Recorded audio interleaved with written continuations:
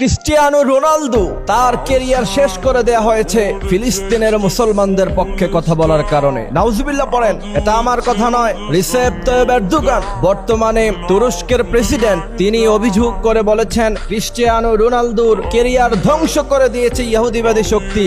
কারণ ছিল ফিলিস্তিনের মুসলমানদের পক্ষে তিনি কথা বলেছেন। পত্রপত্রিকায় নিউজ হয়েছে, অনলাইনে সোশ্যাল মিডিয়ায় আপনারা দেখবেন ক্রিস্টিয়ানো রোনালদো একজন খ্রিস্টান হওয়া সত্ত্বেও তার গায়ে রাসূল করিম সাল্লাল্লাহু আলাইহি সাল্লামের জুব্বা মুবারক, এবং আমি দেখলাম তিনি একটি খেলার মধ্যে অংশগ্রহণ করলেন, সেখানে ভালো গোল করার পরে তিনি সেজদায় লুটিয়ে পড়লেন। এটা মুসলমানদের চিত্র, এবং ক্রিস্টিয়ানো রোনালদো মুসলমানদেরকে অত্যন্ত ভালোবাসেন।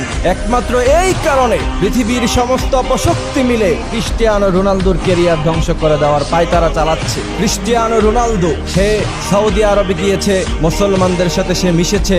আপনারা নিশ্চয়ই জানেন যে আমরা কখনো এই খেলার পক্ষে কথা বলি না, কিন্তু আমার দেশের ছেলেপেলারা পছন্দ করে নেইমার, এরপর মেসি। অথচ আপনি যদি অনলাইনে একটু ঘাটাঘাটি করেন, আপনি সেখানে দেখবেন যে মেসি, নেইমার ইহুদিদের গির্জায় গিয়ে সেখানে তারা প্রার্থনা করতেছে, তারা ইহুদিদের সাথে একাত্মবাদ পোষণ করছে, এবং গোটা বিশ্বে তাদের ফ্যান ফলোয়ার আছে। কিন্তু ফিলিস্তিনের মুসলমানদের পক্ষে একটি কথা তাদের মুখ থেকে বাহির হয় না। ফিলিস্তিনের মুসলমানদেরকে নির্যাতন করা হচ্ছে, শিশুদেরকে বোম্বিং করে উড়িয়ে দেওয়া হচ্ছে। যুদ্ধ কি জিনিস, যে সমস্ত শিশুরা এখনো পর্যন্ত বোঝে না, তাদেরকে বোম্বিং করে পৃথিবী থেকে বিদায় করে দেওয়া হচ্ছে।